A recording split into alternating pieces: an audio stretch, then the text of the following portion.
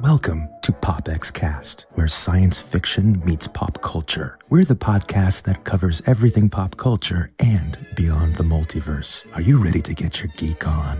Crank up the DeLorean, warm up the proton packs, toss a coin to your Witcher, and deep dive into your favorite plate of chimichangas. This is PopXcast.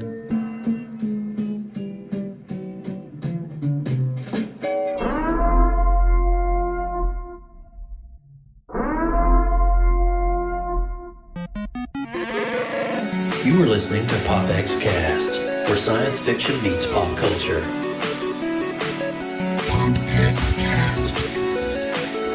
Here we go! PopXcast. I was born in it, molded by it. PopXcast.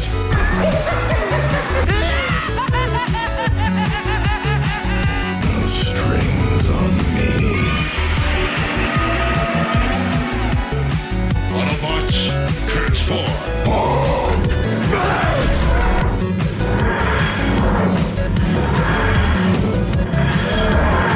I'm Batman. By the power of Grayskull. PopXcast. We're doomed. Goal here at Tyrell. More human than human is our motto.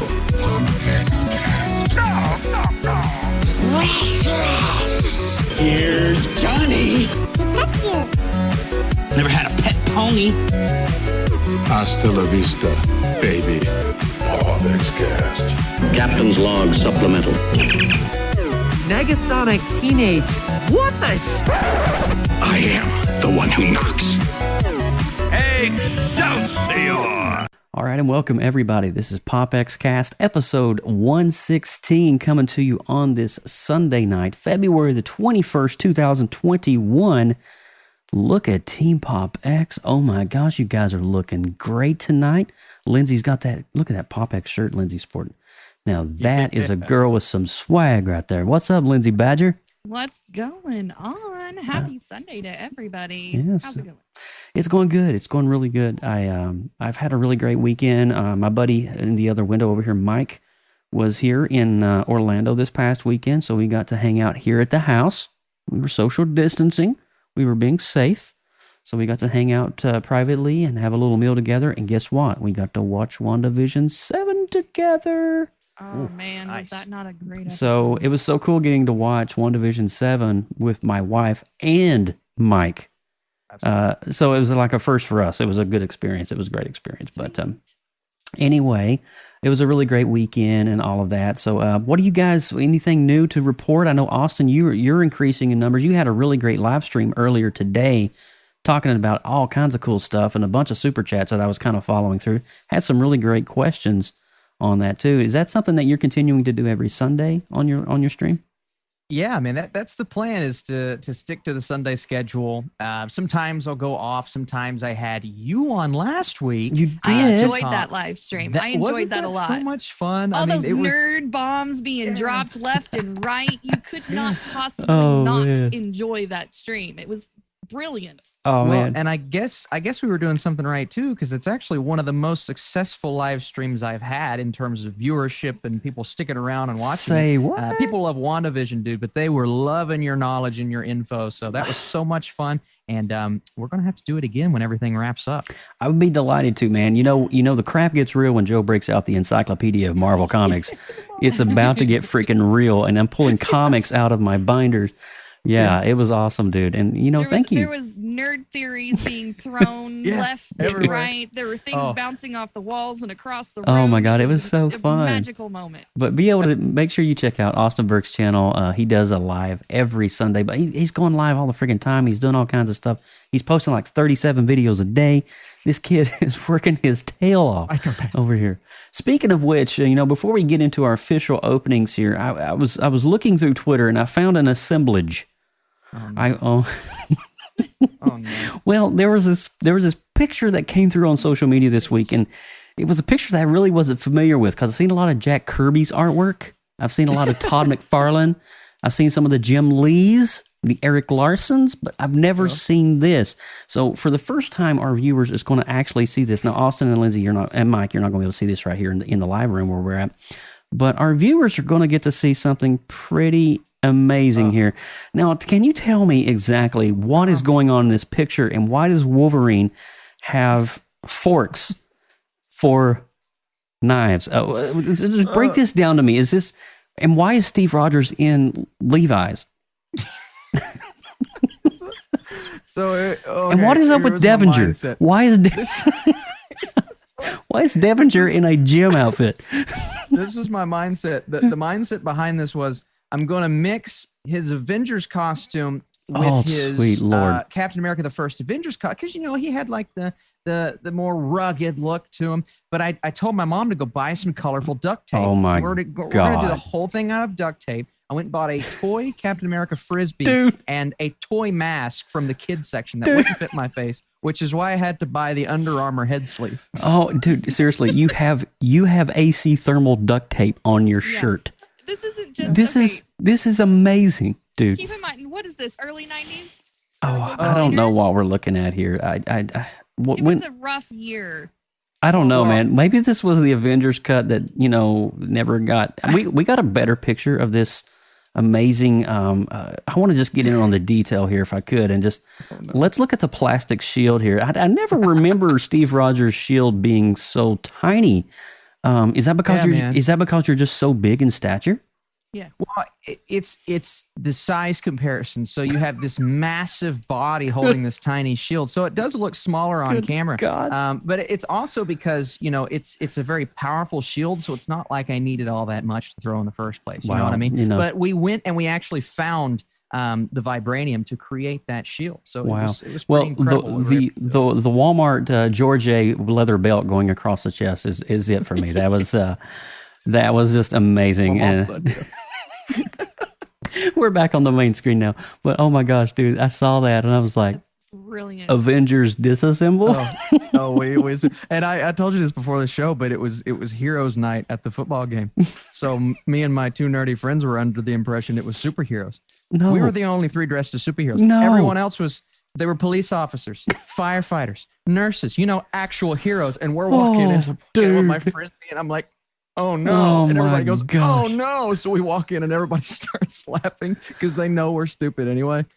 Oh, what a night, man. What a night that was. God bless you, dude. God bless you. That's all I got for you. The most me thing I've ever seen. Well, if that was crazy, thanks for letting us share that. I don't think you really had much of a voice in the matter. But open us up, Austin, to this week's episode, if you don't mind. Oh, my goodness. All right, guys. Well, welcome to PopX, where science fiction meets pop culture. I'm Austin Burke, the Appalachian geek at heart. We would like to welcome everyone joining us live in the PopX.live chat room. Come hang out with us. Join the conversation at PopXcast.com. If this is your first time tuning into PopX, first 20 minutes or so, we run down the headlines since our last show, and we dive into the show topic at the halfway point. We have a really good episode and the introduction of a new segment this week. I can't wait to do it. I know. It's going to be excited. I am your host, Joseph Burke, Central Florida's seasoned comic book nerd and retro enthusiast. Have no idea why I'm talking like that, but we're part of an amazing network of creative collectives from a vast expanse known only as the Creative Multiverse. Now, this network of creatives is lightly sprinkled with talent that even surpasses what our own imaginations could begin to fathom. For more information, the Creative Multiverse is on Facebook as a Facebook group. Just search at the Creative Multiverse, and we're also on, why am I doing this? I have no idea, but we are at the Creative Multiverse on Instagram and Twitter. Be sure to check out that Facebook group. We just completed Art You Worry last month. Some really good artwork to catch up on. So hope you guys get connected with us there. And just a quick note that we're hosting our second. Oh, well, never mind. We did that already. Yeah, you're up, Lindsay Badger. Yeah. Are we celebrating archery all over? We can if you want. I mean, we can. Just do it. Just do it all over the place. Do it one more time. Come on over. We can just do it all year long. Do it for me. Like Nike. Yeah. Well, you met these two knuckleheads. I am also a host for the evening. My name is Lindsay Badger, and some people may consider me your favorite geeky yoki. If not, that's okay. We'll get to know each other, and I'll change your mind. If you missed episode 115, we hung out with a really, really cool group last time. The Blue Man Group Orlando farewell show. We got to speak with a lot of the fan base there and hear some really cool stories and share some memories of all the years past and how everybody in this close-knit little community is really going to miss having that show in Orlando. But we also have high hopes that they will continue in other places across the country and around the world. Thank you. I do too. If you missed that, please go back and watch it. It was really sweet. It was a good show. Oh, that's so kind of you to say that, Lindsay. Thank you. You're welcome. And also, let's not forget, because we have to have this reminder every week, because it's super important for us. After tonight's show, after the live ends, I want you guys to do us a favor. Go over to Google Play or iTunes.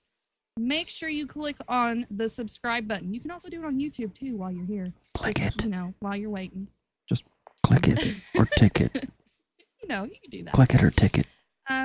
While you're there, make sure you check on our archive of shows in the PopX archive. It's amazing, fun, good, geeky goodness all over the place in there. While you're doing reviews, 5-star ratings are always a plus, and we like that as well. Is there anything else you guys I'm sorry, me and Austin are like, yeah, you guys are like, we're orally fixating on our microphone devices. Orally fixated. I don't have the bobblehead motion that Joe had. So I'm not nearly as entertaining. Yeah, that's about as close as I can get for you there. Wait, I do have Spider Hulk. new addition. Oh, look, you got, yes, you got Bob Ross. Bob Ross. Bob. Oh, That's my boy. He talks Bob. too, but we won't be we won't be including him in our shows. Happy little trees. All right, guys, we have, well, thank you, Lindsay Badger, and we're going to go ahead and continue on with the news this week.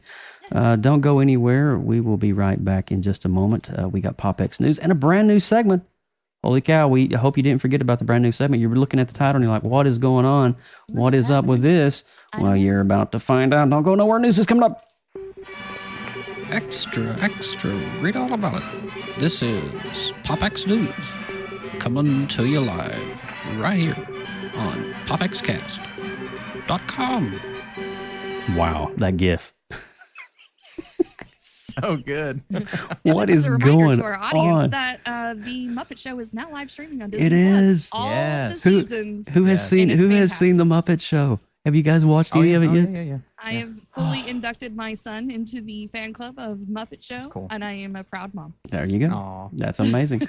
Well, guys, we had some really cool stuff kick off this week. Earlier in the week, the first Mortal Kombat movie trailer for the rebooted film is finally here. And oh my God, I watched it and I had to watch it like 10 more times after that. And it's got all the fights, all the fatalities. It's pure Mortal Kombat. It's fan service. It's crazy. And it's everything essentially that we would have hoped for in a film like Mortal Kombat. And Sub-Zero, Scorpion, Melina, and many more iconic fighters from Mortal Kombat's universe make an appearance as we get our first look at the live action that'll support a new and original Mortal Kombat story. So they're kind of mixing a little bit with the comic book lore, a little bit of the video game lore, and then a little bit of some new stuff along the way, and they're just kind of throwing it in there as a cool. I appreciate that too. I think it's something fresh, something that the fans are not expecting. I think that's a smart way to go for this kind of film. Sub-Zero made a promo visit through Oklahoma last week. Dude, I'm telling you, you guys got freaking Snowmageddon up in there. We were colder than Alaska a couple of days. Yeah, there's terms I would say colder than, and we could fill in the blanks, but we're not going to on this podcast. Fill it in with whatever you want. Yeah, it's going to be cold, I'm telling you right now. But Mortal Kombat is not only the original, but it's a reboot to the MK film franchise. Now, if you remember back in the 90s, they did create one that created the iconic Mortal Kombat soundtrack that we all know, but it will be available in both theaters and on HBO Max. Now, Austin, did you see the Mortal Kombat trailer this week? Anybody, did our fans see the Mortal Kombat trailer? I lost it. I lost my mind. It was so good. And I wasn't expecting it to be that good. Like the original film, I think has a lot going for it. Clearly it's cheesy, but I think it embraces that. And it's still to this day, one of the best comic or video game movies of all time. I agree. This, you're mixing all of that magic with, I mean, it's not the best CGI we've seen, but if you look at what their budget actually was, 30 to 40 million. Yeah, it wasn't the CGI that much. is actually really incredible for what they're doing. The combat, the action, the blood, the fatalities, the lines, guys, it is, I mean, we could be looking at the best video game movie of all time. with this film. I agree. I had to rewatch this thing like 10 times because there were just so much Easter eggs. I mean, I think I saw Reptile in one of the scenes. We see Jax. Just the cast. It's just unreal. Oh, and we can't forget about Kano. It's amazing. And it's just like fan service to friends and fans of the franchise of the video games that's been here since, the early 90s, 94, I do believe. Yeah. And it was amazing, and I loved it. And you're right, the CGI may not be the top, but you know what? I can easily overlook that if the story is enough to capture me. And I do feel that they dropped this trailer, and I do believe there's enough nuggets there that this movie is going to sustain viewers for the long haul, for sure. Yes. Lindsay, did you see the trailer this week? I think I missed it. And I'm wanting to go back after the show tonight and go watch it. I know, right? It's been a kind of a funky week, y'all. Give me a break. I'll give you a break. I don't have a Kit Kat, or I would, but I there's know. that. Oh. But it sounds and looks amazing from what I'm hearing from you guys, so I'm definitely excited about it. Well, if you're a fan of the video game, this movie is like literally watching a video game. Well, I do have good fond memories of kicking butt on that video game in the arcade. All right, let's test Lindsay Badger. This is off the cuff. Your favorite fatality, or no, I didn't have like moves memorized. What about your favorite character? Kick some ass. What about your favorite character? Okay, all right. Okay. No, mine would be Mine is Scorpion.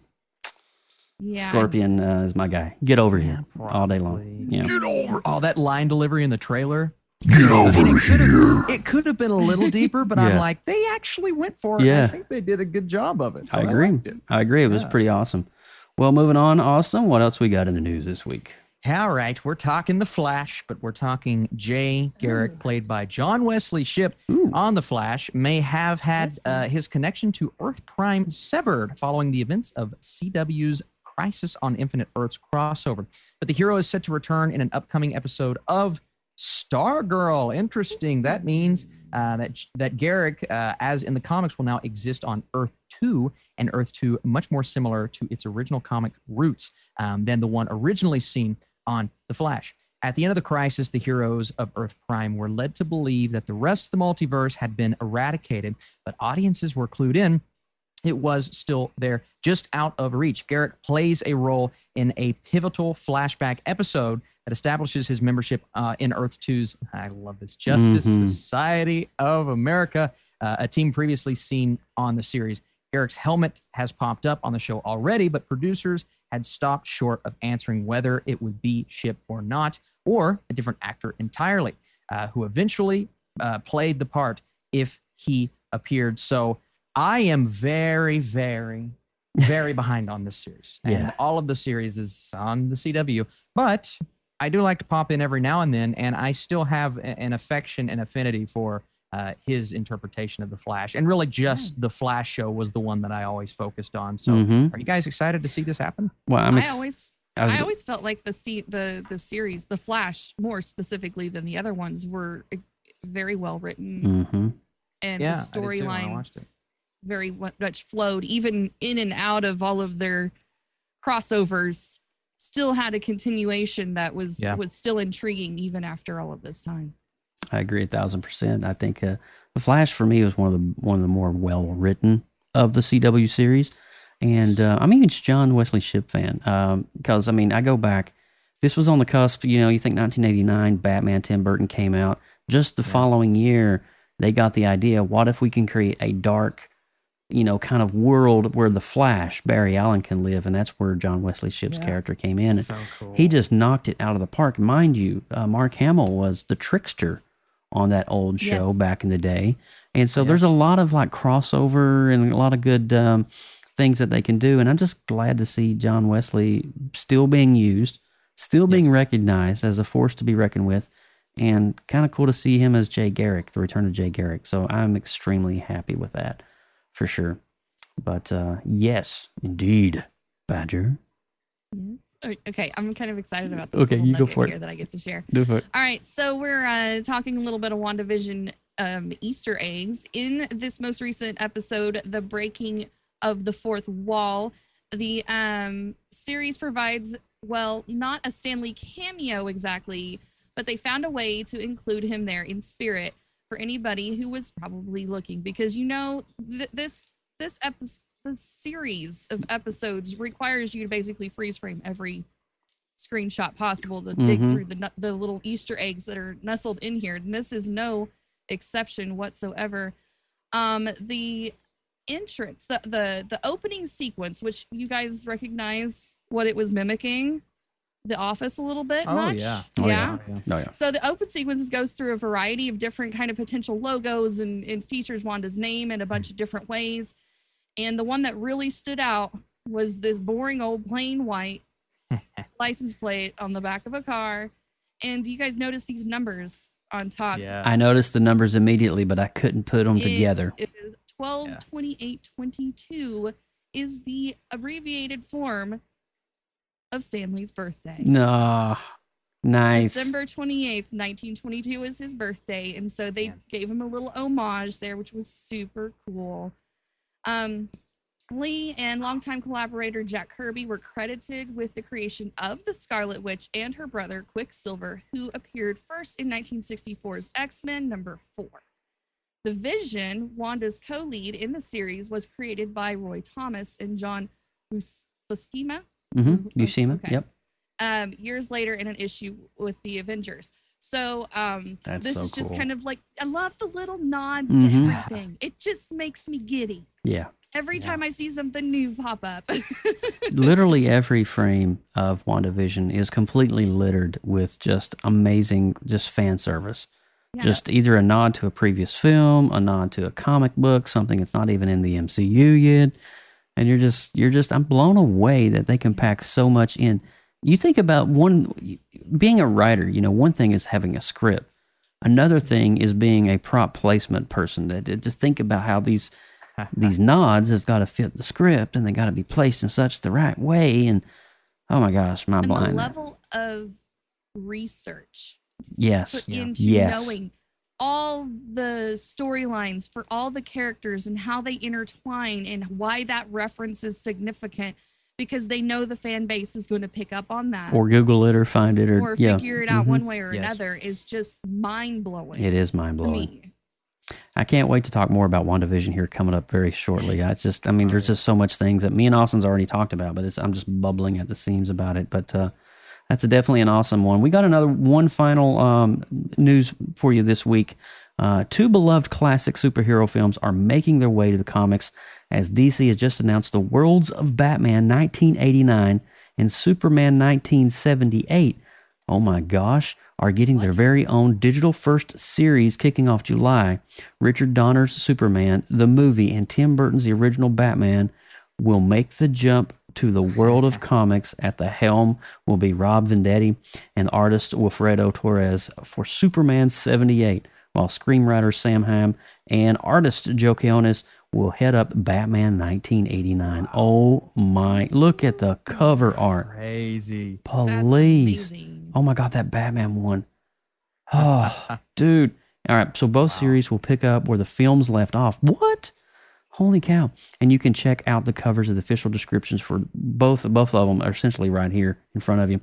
The official description for Batman 89 reads, continuing the twisted adventures of DC's Dark Knight from Tim Burton's seminal classic Batman movies, Batman 89 brings in screenwriters Sam Hamm, Batman Returns, and artist Joe Quinones, that's Dial H for Hero, to pull on a number of threads left dangling by the prolific director.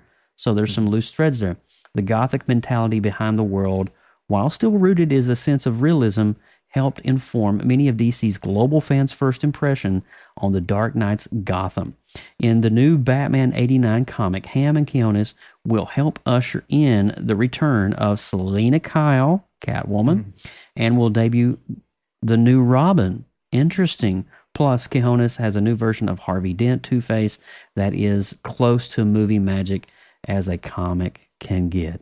Oh, that's cool. Oh my gosh. I got to go to my local comic book shop and put these in my subs because I want both of these covers ASAP. And I would not be opposed if I had that Batman poster hanging up in my room in my man cave. I'm just going to say that. Really cool in the I'm just man going to cave. say that right now. It's also important, too, because we know that Keaton's Batman right now is supposedly coming back for Flashpoint. True. So this will be a great way to fill in the gaps because obviously they're stopping with returns. not counting the other two. Yep. Thank God. And we're going to be able to fill in some of those gaps. So when we see him again on screen, we now know the context that we didn't get from the film. So I think this is brilliant. Absolutely brilliant. I love it. It's a good move on DC's part, I do believe, to be able to create some backstory. And also, too, when you can get the reader in the shop that's buying the book, 9 times out of 10, they're going to go see the movie or watch the movie. Yeah, for sure. So, you're going to eat it up. It's like, it's just, I don't even want to dive down that rabbit hole, but you already know what I'm talking. I'm preaching to the choir here. Absolutely. But amazing stuff there. And so that's going to wrap it up for this week's news headlines. And we're going to actually transition to our brand new segment. We've been getting questions over in the chat. What is Retro Rewind? I don't know what it is. Can you help me? Can you help me, Obi-Wan Kenobi? We're going to serve you up a big helping of it here in just a second. Yes, we are. So stay tuned. I don't know why I say stick tuned. I don't know. Stick tuned. Hashtag. Let's do it. Hashtag stick tuned. All right. We'll be right back on the Retro Rewind. Retro Rewind. Retro Rewind. Retro Rewind. And that is the new Retro Rewind opening. And I want to let everybody know that we are talking, what is the Retro Rewind? We're talking about movies from the 80s. Now, these movies, well, specifically, we might jump decades once we get moving on with this, but from 1980 to 1989, anything that was shot and filmed as a cinematic movie in that era can be reviewed on this. So we're going to be doing every 2 weeks. We're going to see how this goes, because it's going to be kind of hard to get all the movies to all 4 people of Team PopX, but we're going to do our best. We're kicking it off with Big Trouble in Little China. And so what we do is we collectively, as a group, all 4 of us will watch this movie, and we're going to spend just a few short minutes talking about it and its impact on the decade, and maybe what did you get out of it? So that is the Retro Rewind. We're taking a look at cinema of yesteryear, bringing it into light today, essentially. So, I will say right off the bat, Big Trouble in Little China, for me, it was one of those movies when it came on the movie channel back in 1985. Here's the crazy thing. Now, Austin, you might be too young for this, but we got, in the 80s, you would get these 3-month free movie channel preview months. You would get it, and you would be able to have the movie channel for 3 months, and that's it. And it may not come back for another 2 years. Well, in those 3 months, I'd be able to watch all the movies I could, because my mom and dad, we couldn't afford a lot, so we did our best to try to make ends meet. And so in that 3 months, when the movie channel was in preview or whatever you wanted to call it, they would show like Superman, they would show like Big Trouble in Little China, all the Die Hard, all the crazy movies from the era, movies, blockbusters, man. And I was just like soaking this up. Howard the Duck. That's the first time I saw Howard the Duck was on that. My parents would go out and buy like the super pack of the VHS tapes, and we would have the VCR super going pack. For like Dude, a full month. And then we would just rewatch those movies over and over. Just the fact you said the super pack takes me back to like the Blockbuster era when you would buy the packs of 3 for $5. Remember that? That's crazy. But anyway, so we're looking at The Big Trouble in Little China. And this was a film that when I first saw it, I was just mesmerized. Number one, for anybody that knows me, I'm a John Carpenter nut. I love everything from Big Trouble in Little China to Halloween to The Thing. It just keeps going on. Escape from LA, Escape from New York. John Carpenter is a freaking beast when it comes to 80s movies. The man created gore and cinema that was just unparalleled. And not only did he write and direct most of these movies, he also scored them himself. So he wrote the musical score to his own movies, which was amazing. I mean, the guy is a one-stop machine. And then Big Trouble in Little China come on the scene in 1985, and it was just... So let me back up just for a second and give you guys a little history on this. Between 81... let me back up, maybe 82 to 86, there was this infusion of Chinese culture into American society. You think about movies like Blade Runner. You got Deckard going up and grabbing doodles, and everything's kind of, got the Oriental vibe. Think of Bloodsport specifically. I think Big Trouble in Little China was definitely one of those movies that catered to that Chinese influence because we were just so encapsulated with Chinese culture. That's why you got a lot of kung fu movies back in the 80s. That's why you got The Karate Kid. That's a big one. Can't miss that one. And then Big Trouble in Little China is kind of one of those ones that kind of just falls on the plane of that and blows the lid off because of all the special effects. And you throw in Kurt Russell, who is a John Carpenter favorite. And because Kurt Russell played Snake Plissken, and also he played in The Thing as well as He's just an 80s favorite in general. McCarthy, yes. I think it was his name, McCarthy. But so yeah, I mean these two, it was like Tim Burton and Johnny Depp. If you think about Tim Burton and Johnny Depp from the late 80s and the 90s, every time Tim Burton did a movie, Johnny Depp was cast. Okay. Every time John Carpenter did a movie, Kurt Russell would be cast. You see the connection there? Mm-hmm. So that was it. Before I go too much, I want to give a little backstory to the movie because you can tell I'm extremely passionate about it. Mm-hmm. Austin, what was your take on the film? Yeah, well, so I'd only seen it one time all the way through, but it was a long time ago. So I remember enjoying it, but I couldn't really put the pieces together of whether I actually really got anything out of it or not. So I went back and started watching it, and the first thing that jumped out to me is the fact that John Carpenter is known for being a horror director. That's just what he's known for, right? Mm-hmm. But I think he does just as good of a job with this crazy mesh of genres. I mean, obviously you have action, you have fantasy, you have all of these creatures. The practical effects is something that is maybe some of the best he's ever done. The explosion there at the end, I thought was just brilliant. I just loved it. But he just, this is a movie that it feels like a cartoon come to life, and on the outside looking in, you shouldn't be able to mix all of these different genres and it work. Yeah. This is maybe one of the only movies I've ever seen that works extremely well, but it combines things that you would never imagine that would go together. You have this rough and rugged Kurt Russell character. You have, like you said, the pure essence of culture all throughout the movie. And then you have the fantasy aspect. Yeah. And a little bit of horror thrown in there as well, because it's John Carpenter. Mm-hmm. That all just comes together so well. And this weird team that assembles that you're just rooting for at the end. Yeah. And when it comes to the third act, it's some of the coolest action scenes I've ever seen. Ever in a movie. It was so much fun, and I couldn't believe the amount of fun I had, because I won't lie to you, Joe, I was nervous going into this movie. Really? Because I was nervous because what I could remember was like, it's just really cheesy. And it is cheesy. It is. But instead of just being too on the nose, it doesn't really know what it wants. No, it knows exactly what it wants to be. It embraces that. And man, I had a great time watching this movie. It was awesome. I couldn't believe this is only the second time I've seen it. That's awesome. That's exactly what we wanted, because these kinds of films do, yes, it knows it's a cheesy film. It knows it beyond the shadow of a doubt. There is some deep, sharp cheddar involved in the making of this film. But the fact of the matter is, it's so cohesive how it works. And I think the soundtrack really, really complements the film as well. Before I talk a little bit about it particularly, I want to get Lindsay Badger's take on it. I'm almost embarrassed to say anything. Oh, no. Oh, God. Black Panther strikes again. Here we go. Oh, shoot. No, nothing can be as bad as that. You guys are right. This movie is the extra large can of spray cheese of movies. It is. It's okay. I mean, that's totally fine. Needed to double fist the cheese whiz. Double fist the cheese whiz. Yes. I know that I've probably seen this movie at least one other time in my life, and I think I intentionally forgot it. And I was thankful that I did, but then I got to watch it again.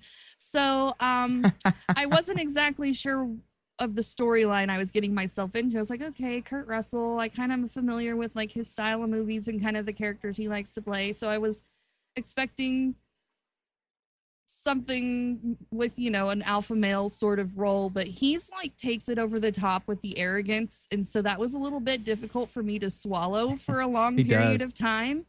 There's no humbling moments for him. He just consistently is a jerk face, essentially. And then it started getting really confusing when you started seeing these flashing lights and weird oozing puppet things. And I didn't know if I was on a really scary, like, mushroom trip of Muppet show or what was happening. And then I was like, okay, then there's this Asian fighting thing going on, and there's a demon that has to marry two people.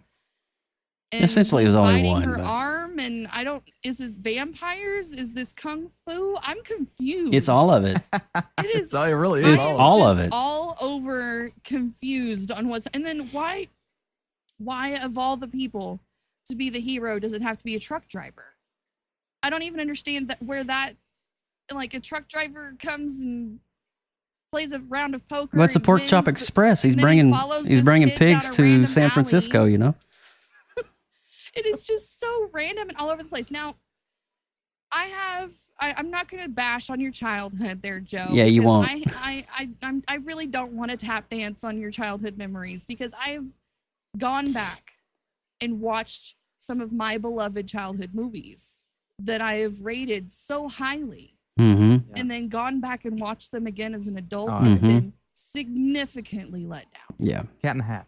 So, Mike Myers. so Grew up with that movie. I get the feeling of the Scars. nostalgia and the heartfelt warmth towards the movie that Yeah. you may have, but it just didn't land for me. There was a lot of hot mess happening through it consistently that Yeah. I just didn't really connect with the movie as well as probably I would have if I was 15 years younger and in the 80s. Okay. So All right. I know. I'll just leave it respect right that. there. We'll leave it I there. did like the music, though. I did like the music. Okay. Mike Ippolito, where are you at? You want to share your story on Big Trouble? Is there anything you want to divulge and release to the fan base? Release your demon. I don't think I asked him if he wanted to share, but I want to see if he wants to share. Well, I'm going to be short because I haven't seen this movie in years, and due to taking some vacation the last week, I haven't had time to sit down and watch this over again. So I will have to yield my time on this. And I yield. for the I first yield. time- This is the Time first to segment. pretend. Now I've done screwed it up. Oh no, It's all right. No, you're There's fine. no screw ups here. There's no screw ups here, man. There's no obligations in doing this Saved stuff. yourself. But yeah, I mean, I think Austin hit the nail on the head. It knows it's a cheesy movie. It knows it's crazy. It's a combination of vampire and Chinese lore and snarky, smart ass truck driver. You know, and Lindsay's response was the response I was afraid I was going to have, because I've seen countless 80s films, and honestly, It's just cringy for me. we may hit on a few of them. There are a couple that I don't like that everybody else likes, I know but that this there's- is one that I truly believe just embraces that. And if it wasn't Carpenter, I think I would have been in that camp, because it is just I use the word hodgepodge. It's a It's hodgepodge all of different over the genres. place. It is, but I think it's very aware, and it almost lives and breathes like a Saturday morning cartoon. kind of. Almost. Yeah, I It get does. that. It does it, and I like the idea of this random, because that was almost an 80s trope, right? You pluck this random figure out of a truck driver or an employee or this and that, and he just goes on this wild adventure. I mean, the Ferris Bueller, I'm sure we'll watch it. He's just a random kid. He gets away with everything. Did anyone notice that one of the little floating creatures looked like the coronavirus? Oh yeah, the Sentinel. Yeah. So if we're going to rate this movie, what do you think we guys? What would let's do a 1 out of 10? What would you rate the film? I'm gonna start with Austin. I think I'm going to go 7.8. Really? 78. I really am. I think it's genuinely, and I thought, before watching the movie, I thought it would have had a divisive just based on what I remember from it. But no, it's actually a really good score on IMDb, a great score on Letterboxd. I was actually really surprised with how well received. And then I watched the film and I'm like, it's so self-aware. And I really, so I'm going to go 7.8 out of 10. I think it's a really good movie. Lindsay Badger. It's not the worst movie I've ever seen in my life. So it's not like a 0. I don't know. I would be like 3.5. That's fine. Okay. I think that's That's good. okay. I think I, like would the go. honesty. I think yeah. At least you're honest about it. I would go with probably a 7.5 on my end on the 80s movies. I get into the cheese, man. I can't help it. I am a sucker for a good cheesy campy movie, especially when it's got John Carpenter's name attached to it. Yes. I'm sorry, but I'm a fan of Carpenter. But if you guys enjoy the Retro Rewind, we're going to try to do this every other week. And next week's movie, we're going to be doing The Neverending Story, which is a huge hit of the 80s. I mean, it is, you're combining fantasy and a great story. Underlying theme there as well. So get ready for that. That's going to be coming up on March. We'll be doing The Never-Ending Story. I'm so excited for that. Yeah. So I can hear the song in my head right now. Turn around. Anyway, look at. All right, so we're going to get into the main premise of the show. We have about 25-30 minutes to talk about WandaVision. And, look at that. Darth Baca said he's going to give it an 8 over in the chat room. Thank you. Got Alex Lopez, John Poffenbarger. We got the whole cast and crew. It's Mateo, nice. J Tier. What's up, guys, in the PopX chat room? Hey. All right, so we're going to switch in. We're going to roll the spoiler alert. We're going to be talking some heavy crap here on WandaVision. We're going to be breaking down the last 3 episodes, 5 through 7. So don't go anywhere. This is the spoiler alert. Danger. You are about to enter a PopX spoiler alert. Beyond this point, there is no return. You have been warned. All right, you have been warned. WandaVision 5, 6, and 7. Okay, Holy cow. Before we dive in to the nitty gritty of this, raise your hand if the song is still stuck in your head. Which one? WandaVision. No, the one at the end, silly goose. Yeah. Oh. Yeah. Yes. Yeah, it's been taking the internet by storm. I've heard so many comments and posts about how they can't get the song out of their head. So let's carry on. We'll get to that. No, wait a minute. What song are we talking about? Is this the one at the end of 7? Oh my gosh. Agatha's the Monsters theme song. It was so brilliant. And for anybody that's listening that wants to get that earworm permanently stuck in your head, we did look it up the other day. It is on Spotify. So you can just repeat that sucker all day long if you want. Yes. That is hilarious. Man, it ain't even been a week yet. My husband looked it up because he's like, I bet you that's not even on Spotify yet. I was like, look it up. I bet you it is. And it sure enough was. All alone. That's awesome. Oh my gosh. So we're going to be talking about, let's see here. Let's dive in on a very special episode. That was the 80s episode. That was the episode, so much craziness. I mean, I think the 80s episode was really nice. A lot of great nods.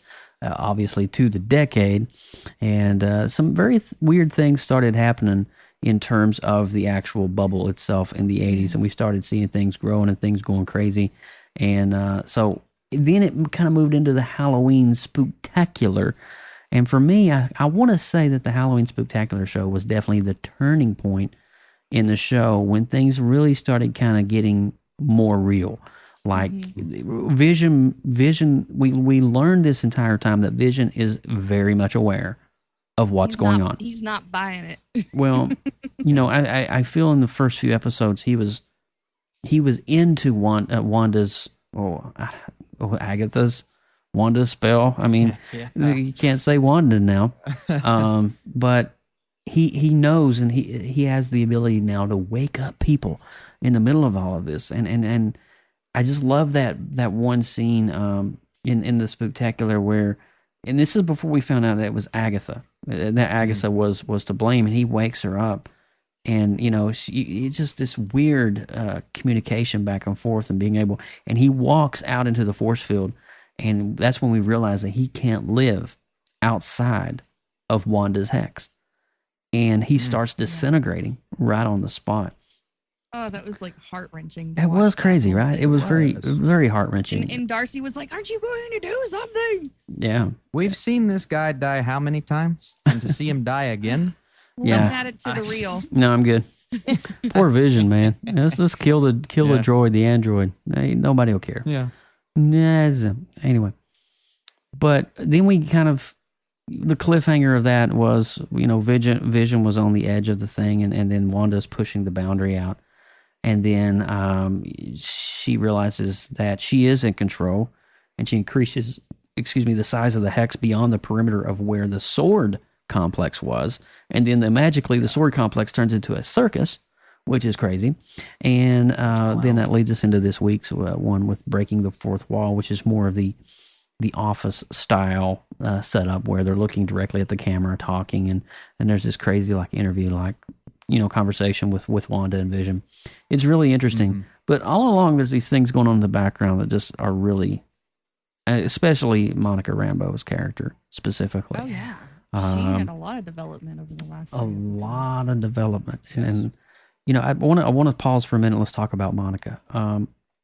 We know Monica Rambeau is Spectrum in the comics. We know that. And that her abilities at some point were going to have to come, whether it be some kind of mutational rift or some kind of teleportation through the multiverse or some kind of serum or whatever she was going to get. She eventually is going to become Spectrum. And this past week, man, we got to see that whole process. And we got a tease of it in last week's episode on the Halloween Spectacular that every time Monica goes in and out of the spell, the hex, that her code, her DNA is completely rewritten. And so I'm going to pause and found that on the laptop, right? Right. Everything is, and then speaking of the laptop, Darcy broke into Hayward's laptop and was like, Hayward is doing everything he can to get Vision's body back. We still don't know what that is. They're tracking him. Yeah, they're tracking him. He's got a beacon on him, and they're tracking his movements in and out of the hex, which is crazy. But Austin, up to this point, like let's talk specifically the last two episodes, the Halloween and the Breaking the Fourth Wall. What have been some of the huge takeaways that you personally have seen or have gotten away with from these two episodes? Have you watched? Well, mostly the Easter eggs, I think, are the things that are getting us most excited for each episode following, right? So we got the Evan Peters setup, and then we explored who he was and realized, well, he actually has Pietro's memories, right? Right. But then that sets up the Agnes reveal when we learn that she was actually controlling him all along. Right. Yeah, that was super confusing. She, right?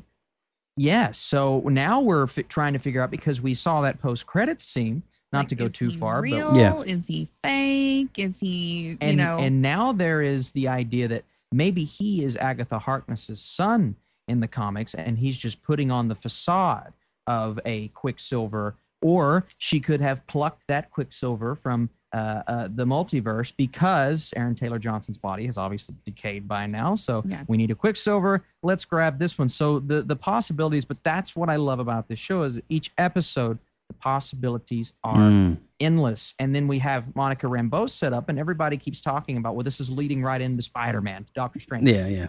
Also leading right into Captain Marvel too. It is. Because this is a full-on origin story for a superhero. And may I say, one of the coolest origin stories I've seen for a character in the MCU. That scene where she's going through, trudging, and her face is shifting, and you see the spectrum of colors once she gets in, which is super cool. I think she's a BA character. Yeah, I really man. do. And I am so excited to see what she does in Captain Marvel 2. And did anybody see when she's going through, if you pause it at the right point, when you see the multiple versions of Rambeau, like, she's in different outfits. If you look on the back right side, she is in a white outfit with blue trim. That is her Spectrum comic. Sure. So you can actually see, pause it. So when she's going through there, and you can see the multiple versions This is what we're talking about, the Easter eggs. You have to freeze every frame to get everything you have out of to. each episode. You have to. Crazy. Me and Austin had a really good discussion too last week on his live stream about, is Mephisto really a part of this? Is he really? It's been up in the air of a question, and everybody thinks that everything that moves that isn't explained is Mephisto. Yeah. So I don't know if it's just them toying with us, or if it's just something that we're making up in our own minds, which is probably part of the aspect. Well, even in this week's episode, when Wanda goes down to Agatha's crypt, if you will, there's even like demonic horn things. What's with the book? Can we talk about the book? Yes. Please, Yeah. can we talk about the book? is Darkhold. Is that right? Is that right? Well, when someone pulled a screenshot from Doctor Strange when he's in the It's the missing library, book. and there is a missing book. Well, he even talked about it. There was a reference in Doctor Strange, like somebody stole the book or something like that. And it's the pages that he pulled out and were in the other book. Those are pages from this book, which is again something that should theoretically point toward Mephisto as a character. Yeah. So I'm still holding on to that theory that he exists. Is it Blackheart? Is that what I'm trying to think of? Blackheart? Shoot, there's so many characters that I mean, this is just There's Nightmare. Well, I've seen Nightmare, Nightmare. and I've seen Mephisto come up a lot.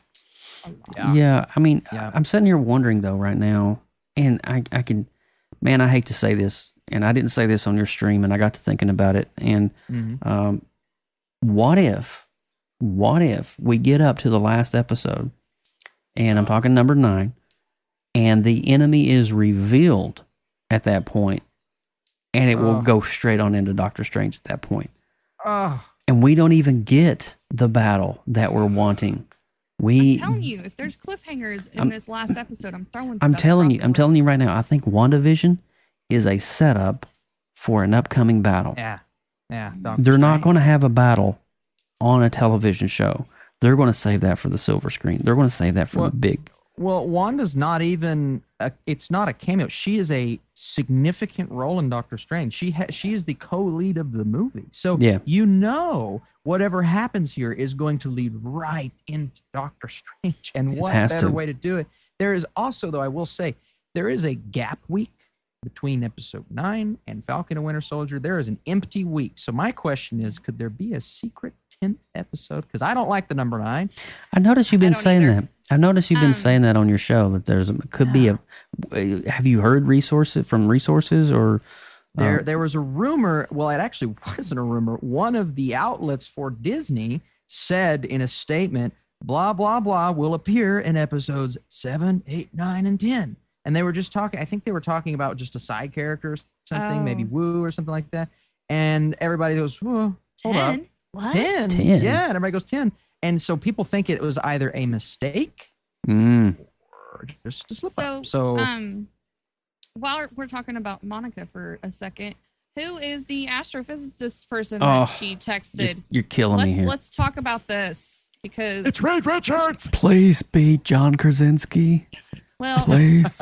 According to John, he doesn't know he's cast yet, so you can only hope that call has been made. Well, actually, Lindsay, let me back you up. A year ago, John Krasinski was in Kevin Feige's office discussing possible plans for things. I mean, I'm not trying to shoot down the dream because I'm right there with you, buddy. He documented that just as much as everyone else. That was documented on Twitter that he was with Feige discussing possible plans. Now, nothing hit that conversation went cold after that.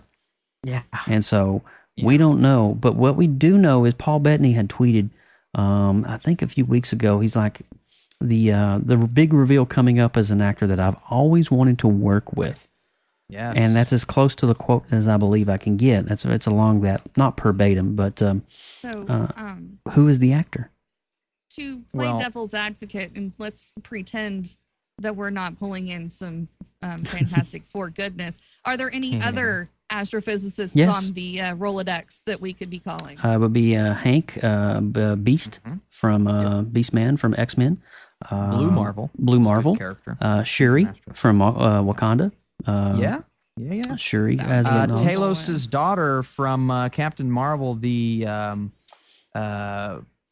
aliens from that movie, Ben Mendelsohn's character, his daughter, who was her age, Monica's age at the time. I believe she's actually an engineer in the comic. Yes, I believe you were right. Isn't Ironheart as well, Riri? Isn't she on the intellectual side as well?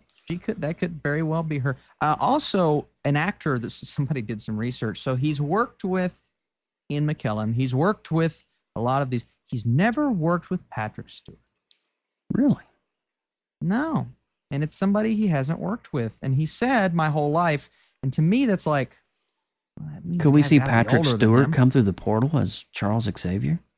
You know, Patrick Stewart had a meeting with Kevin Feige. No, wait a minute. Back up a minute. I would have goosebumps. When did Stewart talk to? Stewart had a meeting with Feige, I believe, 2 years ago, and this was right after Logan. But Stewart came out of the meeting saying, "I was happy with the way my character went out in Logan, so the talks didn't go anywhere." According to sources. Interesting. So, did they go anywhere? Did they go anywhere? Well, so there is. I mean, we're setting up a lot of things here, and I just don't believe that it's Agatha. I don't believe that Agnes. No, I don't believe She's it's never been the villain. She's always been the an antagonist. the henchman. Yeah, of sorts. She's kind of the antagonist the character. number 2. But who is controlling her is what I want to know. And who the heck is Pietro? I mean, well, another great point I think is important bringing up. Multiple people have brought this up on Twitter, is apparently the character of Mephisto, and we don't know if he's banned, but Okay. apparently China is considering not allowing that character to enter their theaters. Ruh-roh. So when you have something like that, and China is, I think at this point, the biggest box Such a office huge location in the market. world. Yeah, I think if Marvel's smart, they're not going to use the character of Mephisto. So would they substitute a character like a Nightmare? So that's the only thing keeping me from going full on Mephisto is if that rumor is true. Now, we could just be some people talking, but if that rumor is true, would they want to risk box office in China? The answer is no. but I mean, is that plausible? Is that information plausible? Because China has some of the most demonic characters in their manga I've ever seen in my life. I mean, it would not make sense. It sounds like to me that's probably just some kind of made up jargon because Well, they wouldn't let Deadpool play at their box office because of certain things in the movie. There's a list. If you go look at the list of movies that aren't allowed, I think The Dark Knight wasn't allowed to play in China. There's a list of there's a movies lot of you would not think in a million years that are not allowed to play in China. Interesting. Yeah, it's fascinating. That is very interesting. Did you guys love the Halloween costume? Oh my gosh. Well, I mean, yeah, I mean, we're looking at it right now. Actually, our viewers are looking at the show card right now of Scarlet Witch and Vision in their retro attire. I mean, that is just so good, dude. And you know, I was reading in an interview that Elizabeth Olsen actually fought for Scarlet Witch's outfit. They weren't originally going to do it. They were going to do like a version of it, but not with the headdress and the cowl that she's wearing. Oh, you've got to do it. You have to. And this is like the perfect opportunity to homage that. That's Alex Lopez in the chat room. The cameos. Peter Griffin. Peter Griffin. Yeah. But you know, we're talking the finale of this. We only have 2 episodes left, theoretically, and so we're wondering who the aeroscience space engineer is, I believe. And I kind of looking at the thing on this past week's episode of Monica getting into this capsule, this vehicle, and she's looking and she's putting on the suit. Dude, that suit looks like freaking Fantastic Four type stuff. Yes. Because if you go back, you know the Fantastic Four movie they made in 2015 that kind of flopped? It looks like the suits that kind of like the suits that they wore in that film when they all went through the solar storm that gave them their powers. Mm-hmm. And even that scene was reminiscent of the Fantastic Four. She's going through the force field, and that's how she gets her power. I'm like, if this isn't Fantastic Four, I don't know what is, man. It was all just like... But I'll be honest with you. I think at this point, and I want to hear Lindsay and maybe Mike, you can come in on this conversation. You don't have to hide behind an image. Don't hide. He's hiding. I would love to have his... There he is. Hi, Mike. Joe, I want to dive into your fan theory, too, before we wrap up today. Okay, we can dive into my fan theory. So we were talking the finality of all this and how it's... I would be happy if it's one of the two. If it's Reed Richards or Beast, I would be really happy if it was either of those. I mean, honestly, you're bringing in the Fox properties either way, if you think about it. Yes. So Mike, who do you think is this big bad that everybody's alluding to? Do you feel it's Mephisto, or do you think that's just like, something else? Probably at this point, probably not. I think it's going to be, somebody big. As far as the physicist, I'm hoping Reed Richards. I hope in some kind of form, shape, or name drop. Agreed. Something to that effect. I think after watching the last episode, I don't think Agatha Harkness is going to be the final villain. I think there's going to be a big one, and it's going to come probably within the last 5 or 7 minutes of the final episode. And the theory of going right into the movie where we're going to have to wait a year and a half, I feel that's what's going to end up happening. So I'm kind of preparing myself for that already. We were just talking about that too, and I'm glad you brought that up. Is I kind of feel that there's not going to be the battle in WandaVision. WandaVision is going to be the setup for the battle. Because, I mean, you would have to think about it. Look at the production cost to set up some kind of, just the casting and the scoring and then the cinematography and the CGI. That's not going to happen in this show. I do not feel it. But I believe by the time we hit episode 9, we will see the reveal of the character. And we will know going into Doctor Strange Multiverse of Madness that the crap's about to hit the fan, essentially. Yeah. So, Mike, what did you think about Monica Rambeau's transition into Spectrum? What was your thoughts on seeing a character evolve into a mutant, essentially? Well, watching you nearly flip up out of your chair, that was, that was funny about me.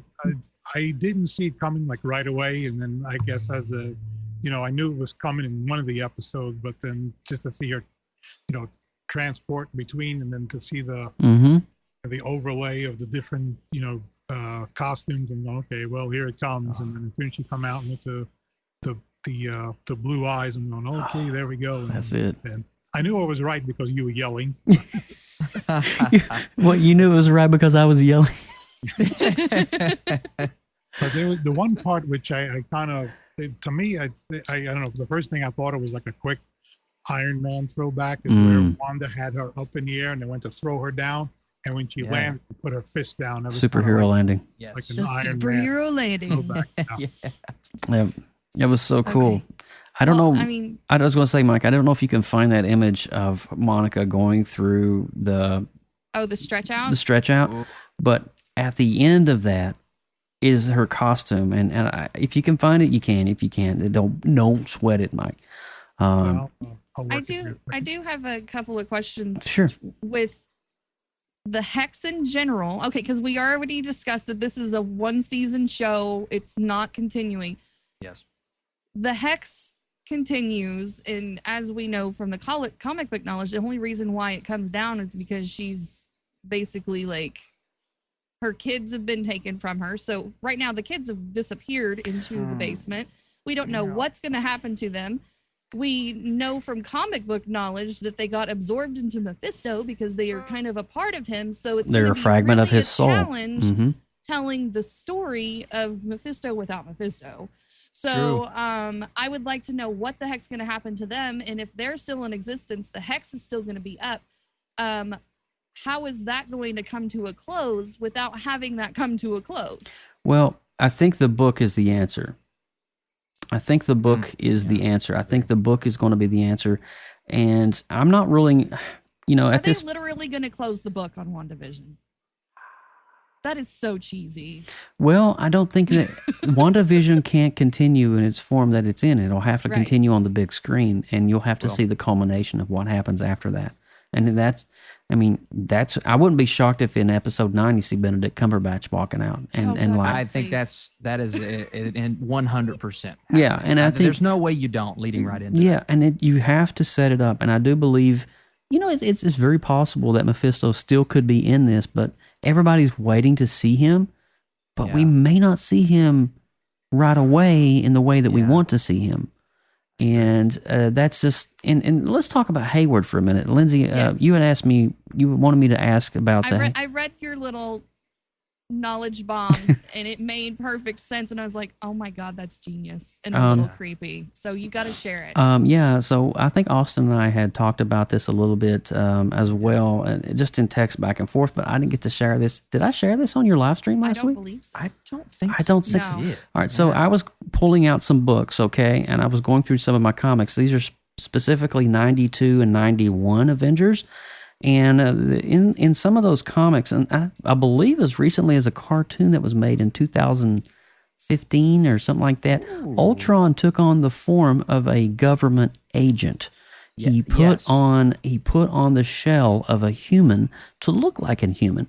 And Hayward is one of those characters that we have not seen. There's no backstory. We don't know who he is. Up until WandaVision, we don't even know who this guy is and where he came from. I think he's sketchy AF. Yeah, sketchy. And also, too, the fact that on his laptop that Darcy hacked, he is tracking every move of Vision. And guess what? I went back and watched Age of Ultron today just to have a refresher. And Ultron, his goal was to be in physical form and Vision. Yes. And he said, and I quote, Ultron, upon this rock, I will build my church. talking about vibranium. What is Ultron? What is Vision made of? Vibranium. Vibranium. And so I believe, now this is a big stretch, but it's very plausible. I believe Hayward is Ultron in disguise. I believe in essence, a remnant of Ultron escaped to the internet or somewhere in the online realm and has been dormant, waiting for its moment. And then when Vision's body was killed at the end of Endgame and Infinity War, I believe that Ultron somehow was like engaged, found that information out through the World Wide Web, and manifested himself into the character of Hayward. This is my hypothesis. This is not anybody else's hypothesis. But I believe that we may have dualities here. And it will be awesome. It's just weird, though, when you go to google.com and you type in WandaVision cast. Did you really? If you go to google.com, he is cast as the voice of Ultron.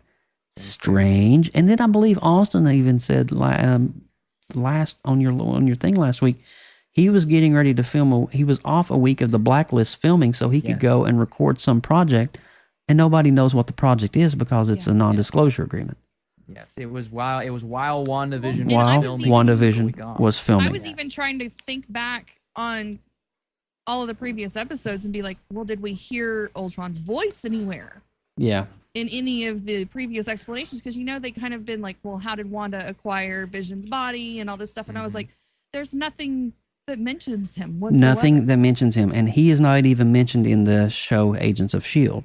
He is nowhere. This guy is manifested out of nothing. But yet he's on the cast list. And it's amazing because when you think about a character, it would be so crazy as if we get to episode 9 and Hayward is transformed into the robotic version of Ultron, and we find out not only there. All right, so look at the one in the forward. You'll see the one on the left. You'll see kind of the headdress that looks like Captain Marvel. Can you see it on the left-hand side, right in her face? Wow. Yep. She's got the mask on. And here's a factoid a lot of people may not know about Spectrum. You ready for this? She got her powers long before Carol Danvers got hers. Yeah, that's true. Yeah. So if you think about it, Spectrum would be the Justice Society to the Justice League of Carol Danvers. They're switching it up here. Yeah. They're switching it up. And so it's really interesting because in essence, Monica Rambeau and Captain Marvel almost have the same exact power that they can control. It's energy that they can control. I think if I'm not mistaken, Captain Marvel is Photon or what is it? Shoot. Well, actually, that's funny. I said Photon. Photon is a nickname to Spectrum in the comics. Yeah. That's her nickname. Yeah. Photon. So you think about that. But here's the wild thing. In Captain Marvel 2, you're going to have Monica Rambeau and Captain Marvel together. Miss Marvel. And Miss Marvel. Yeah. She's cast too. Yeah. So that's a lot of power in one. That's a lot of power. Thank you, Mike, for pulling that up, dude. That I really appreciate that. Yeah. But you think about, all right, so we've seen these 3 episodes, and I do believe that the Halloween Spooktacular and Breaking the Fourth Wall are by far some of the greatest achievements in the show that we've seen so far. Mike, what is your take on it? I mean, how do you feel? Do you feel that we're going to kind of be left on a cliffhanger, or do you think everything's going to be answered in episode 9? What is your take? I think since this is going directly into Doctor Strange, I don't think we're going to get a resolution to this. I think they're leaving that for the movie. And like you said before, the production budget, for this to have a big fight with, major characters, would be astronomical. I mean, considering how much money they put into the CG already for this show, I'm sure that it's definitely going to come to a point where it's just going to just stop, and then it'll be just continue. It'll be like maybe I'm hoping for some kind of end credit scene where maybe Doctor Strange would show up in an end credit scene, and then that would just turn right into madness. That seems realistic. That seems very realistic, very safe. I definitely like that. And see, even John Parfenbarger over in the room, he says, definite cliffhanger. He said, they're not going to give you an answer right here. They're not going to have a big battle with the big thing we may get out of this will be the reveal of this aerospace engineer. Yeah. That cameo is coming up, and I have a feeling it's going to be in episode 9. They're Big going battle's going to be me and my furniture in the living room with a cliffhanger. Lindsay's about to destroy some stuff. It's about to go down WWE style in my house. Well, a couple of quick little nuggets that I think are very interesting talking about Doctor Strange. So, one, we know that Sam Raimi is director of the Spider-Man trilogy. True. Which Multiverse of Madness? Do we have another character as one of the main leads? Do we have a Tobey Maguire Spider-Man? That's been a little bit of a rumor popping up. And also because he brought in Danny Elfman, the composer, who also composed Spider-Man. I love Wait, Sam Raimi is composing the score to Doctor Sam Raimi brought in Danny Elfman, so that's the combo, right? That's the Oh exact my combination that we got with the Spider-Man trilogy. It is. So, and do you remember in Spider-Man 2, I'm going crazy, when J. Jonah Jameson said Doctor Strange, it's taken. Do you remember that? When he was having that Yes. back and forth Yes. with his assistants? Doctor Strange, it's taken. What does that mean? I know this was all the way back in 2004, but it's such a nugget. And then to bring in Sam Raimi and then to bring in Danny Elfman, Wow. the exact same people that brought us Spider-Man, and it's called Multiverse of Madness. I think Spider-Man's going to be involved. And then another rumor that we got actually Preach. today, I don't know if you guys saw this, but this was actually talked about by some big people on Twitter. Jennifer Lawrence is being looked at as Invisible Woman in Fantastic. Oh, I heard about that too. Yes. Heard about Really? that. Not Emily Blunt, Jennifer Lawrence. Really? What is Darcy's role going to be inside the Hex? Ooh, I don't know. That's a good question. Because she's very aware of everything going on, and she's one of the only ones in there that doesn't have superpowers. Do you think she's going to be kind of a support team for Vision? Maybe. Well, her and Vision are the only two Agatha. If you include Agatha, and After all. we got to talk about Pietro too. I think all 4 of those are in the know, inside of the Hex, in the spell. I wonder if Darcy's going to be kind of like the Vision's going to zap the people and she's going to let my people go, kind of Moses out of the Hex sort of thing. That's good. Like a mass. That's yeah. my theory. I just made that up just now. So. I do believe this is going to be. I do like this combination of Darcy and Vision, though. Yeah, it's great. Kind of running around Westview, helping out people and stuff like that. Everyone. But I go back to what I said earlier. I do believe the answers are in the book. The book that there was a reason they focused in on that shot. There's a reason that we see that, and if you pause some of the frames, magic purple, right? things everywhere. It lets us know that Agnes is in control of everything. And but my question is, who is controlling Agnes, and what is the motive behind her holding the book that was in Doctor Strange's crypt over on Bleecker Street? So you think about all that, and there's just your brain just literally melts. Well, she also continues to mention her husband Ralph. She's mentioned him. It feels like every line of dialogue. Ralph is gonna turn into the bad dude. Yes, that's what I think too. Whoever it is, He's the bad There's a dude. reason he's being mentioned. Yeah. Yes, multiple times. Yeah, and so Mephisto never had an actual human name because he was always a god. He's a demigod. Yeah. So, but what I was going to say, in certain scenes of the crypt, if you pause, as it's kind of doing the panorama, there's like the goat horned looking structures that is very reminiscent of a devil or an evil, demon or whatever you want to call it. I do feel whatever it's going to be, it's either going to be Nightmare or it's going to be Mephisto. It's going to be crazy. And I think personally, I'm kind of rooting for the Mephisto kind of rap because I really want to see some kind of demonic entity go up against Doctor Strange. I think that would be pretty freaking awesome. Wow. But he already did that really with Dormammu. Yeah, I was going to say, he got some horns with Dormammu for sure. Dormammu was the devourer. No, that's Galactus's devour worlds. Dormammu was basically a summoner, somebody that was summoned to devour a world. Well, So- I think it's important too because Marvel tends to like to distinguish their villains, right? So Mhm. in Doctor Strange, Dormammu in the comics is red, but for some reason they chose to make him this rainbow-colored entity, and everybody Spectrum was looking, yeah. Why would they change up the color scheme? Well, maybe it's because they knew they were doing Mephisto eventually, so they're going to keep the red color for him for that character. Yeah. That's a good possibility. Have you guys? We're still getting the commercials every episode. Are you guys still on the track of maybe it representing Power Stones or anything crazy like that? Did you get the Nexus? Did anybody get the Nexus connection? Yeah, they went from.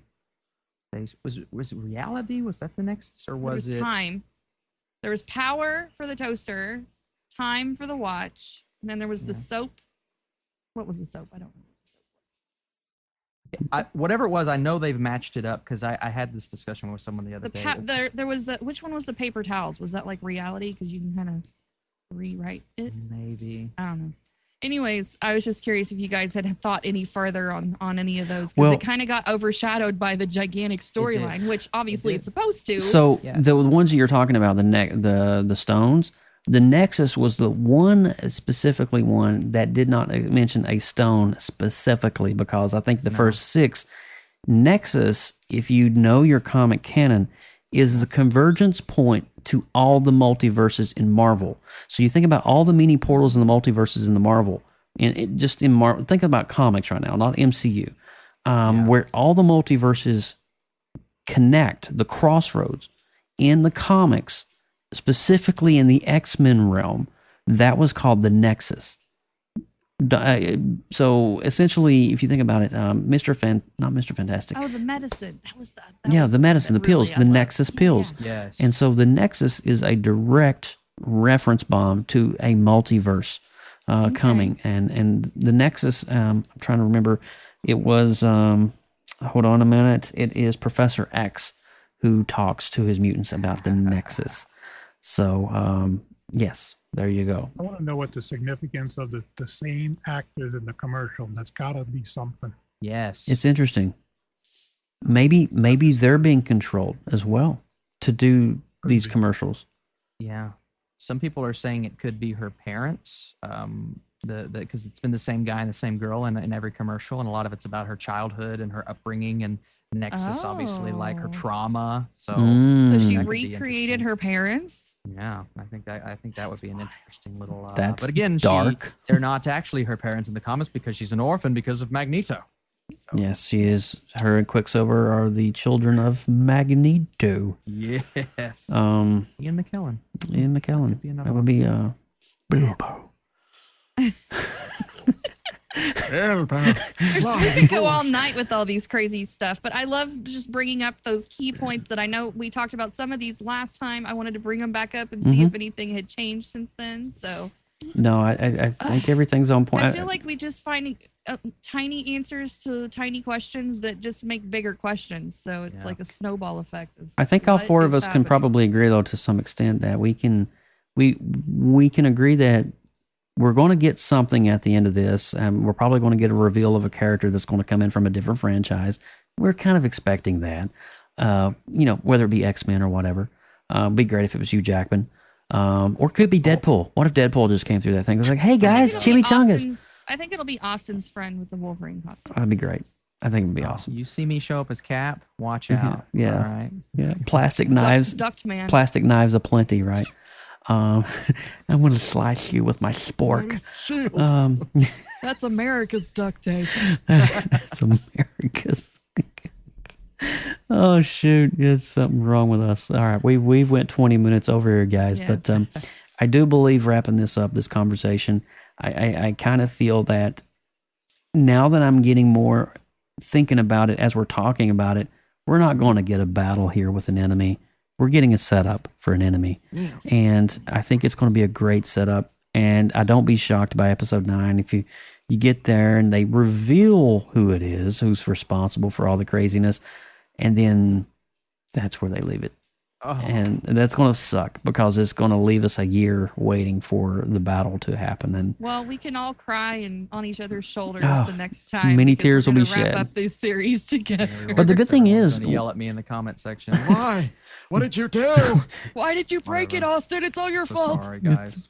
But you know what the cool thing is about all of this, though, that even with the PopX fam here, just a week after WandaVision ends, we get Falcon and Winter Soldier. So the hype and the conversation is going to continue even through the summer. So we're so excited to be able to do that. But man, what a great discussion on WandaVision. I mean, we've unpacked a lot of crazy crap today.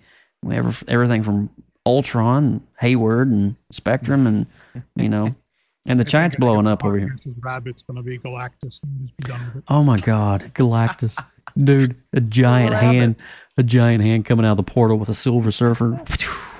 Maybe the rabbit's Mephisto. No, you know what? We're all being set up. It's Howard the Duck. Howard the Duck. That would be hilarious. That would be, but not the Howard the Duck that we saw in Guardians of the Galaxy, the one that Steven Spielberg made back in the Yes, I want more the crappy Howard puppet the Duck sex scenes. Yeah, that's what I want. Especially with Thompson there. That'd be great. From the Guardians movie, look like you can use a sandwich. Smoking a pancake. Seth Green, yeah. All right, guys, we're going to wrap this thing up, man. We have literally done, oh my gosh, we have done a 70-minute show. Well, 80-minute show. Holy cow. That's crazy. Can't contain good content. I mean, I'm telling you, you can't keep a keep a good team down. Let's wrap it up, boys. Mike, thanks for hanging with us. I'll see you in the multiverse. That is Atlanta, Georgia. Yes. You shall. All righty. But let's wrap this thing up here, Austin Burke. Why don't you take us out? All right. I'm Austin Burke at the Burkinator. You can search and find me on the internet. We're part of a newly formed creative group known as the Creative Multiverse for more great media content, artwork, and more. Find us on Facebook, Twitter, and Instagram at the Creative Multiverse. If you are creative, produce content, or have talent like I don't, we want to see it and would like for you to share it with us in the multiverse. Delicious. Austin belongs in the multiverse. Don't you dare let him. Just his underwear and that outfit he wore. That Captain America. While we're still trying to find Austin in the multiverse, you might as well just connect with us on social media. You can find us on Facebook, Instagram, Tumblr, Twitter, and Pinterest, and every other social media network you could probably think of. All at the same hashtag or handle. It's not a hashtag. At PopXcast. Send all your comments and suggestions to us via email if you so choose at popxcast@gmail.com. And for future and past shows, visit our official website, www.popxcast.com. Great Scott, Marty. Great Scott. 1.21 gigawatts. Alrighty, guys. I am Joseph Burke at Joseph Burke Arts all over social media. Of course, hats off to the amazing, always wonderfully talented Team PopX for coming and hanging out with us tonight. I mean, the assemblage continues here. 4 weeks, 4 episodes strong. You guys are kicking some butt tonight, man. I'm telling you. Yes. It's been a blast. Yes, it has. But you know what? It's going to be a blast in 2 more weeks when on episode 117, we continue this shindig and we talk about the finale of WandaVision. Bring your popcorn and your theories. Holy cow. And then also, too, on the same episode, we will be doing that week's retro rewind of the Neverending Story. So you guys get ready. We're going to be talking about 2 great things that we're watching in cinema. One a movie. On a show. It's going to be fantastic. I can't wait for you guys to... I promise you I'll like this movie. Well, it's okay. No, nobody's hating. And I want to say hello over to the chat room, Jeff Poffenbarger, Chase Lopez, Gerald Morgan. You guys are just doing freaking awesome. Thanks for that. Thank you for interacting with us while we're live. We really appreciate the input and your nuggets that you also drop. And I appreciate everyone's nuggets, no matter how big or how small they are. I just want you to know that I like your nuggets. And also, click on that subscribe button and make sure you click on the notification bell so when we go live, you get the little ding on your mobile device like, hey, my buddies at PopX, they're live right now. I think I should go and watch their show. So check on that. Hit the subscribe button. We will. Thank you guys so much. Everybody's saying a great job on the Retro Rewind. Thanks, Darth Bach. I appreciate that. All right, so we'll see you in 2 weeks right here on PopXcast. And so take care. And keep downloading and enjoy WandaVision. Man, what a great show. We are out of here as soon as I can find the file. because I'm just sitting here looking at my screen and I don't really know where the file is because I got so excited that I lost my audio files. No, actually, I didn't lose my audio files, but I'm just wanting to continue this on because I was watching Austin's live stream today. We could. I was watching Austin's live stream today, and he just literally just talking randomly for 5 minutes. All right. Anyway, take care. We'll see you next time right here on PopXcast. Thanks for listening to PopXcast. As you're enjoying listening or viewing our shows, please consider clicking on the subscribe button to our feed and click the get notifications buttons so you don't miss out on great future content. Like our Facebook page, facebook.com/PopXcast, and on Instagram at PopXcast. And be sure to drop us an email anytime at popxcast@gmail.com. For more great content, check out the Creative Multiverse, where science, art, and imagination come together with artistic talents. The Creative Multiverse can be found on Facebook groups under the same name. We'll see you next time. Get your geek on.